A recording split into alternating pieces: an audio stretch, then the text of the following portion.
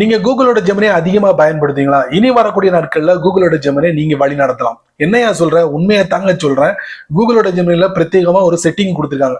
இந்த செட்டிங்ல எது வேணும் எது வேண்டாம் அப்படிங்கிற ஒரு ப்ராம்ப்டை நீங்க அங்க சேவ் பண்ணி வச்சிட்டீங்கன்னா கூகுளோட ஜெமினில நீங்க சாட் பண்ணும்போது அந்த மாதிரி விஷயங்களை தவிர்த்துரும். நீங்க எதிர்பார்த்த விஷயங்கள் மட்டுமே ரிசல்ட்டா கூகுளோட ஜெமினி நமக்கு கொடுக்கும். இந்த அற்புதமான ஃபீச்சருக்கு ஒரு அற்புதமான செட்டிங் நமக்கு கொடுத்துருக்காங்க. அந்த செட்டிங் எங்க இருக்கு அப்படிங்கறத நான் உங்களுக்கு இந்த வீடியோல காட்ட போறேன். கண்டிப்பா அதை நீங்க பயன்படுத்துங்க.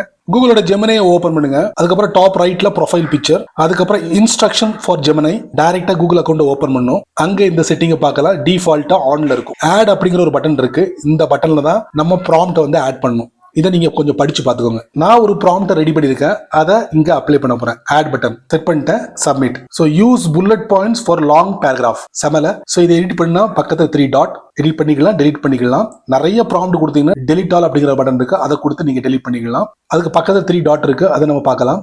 இங்க ஷோ எக்ஸாம்பிள்ஸ். இந்த மாதிரி நீங்க வந்து இந்த இடத்துல நீங்க சேவ் பண்ணி வச்சுக்கலாம்.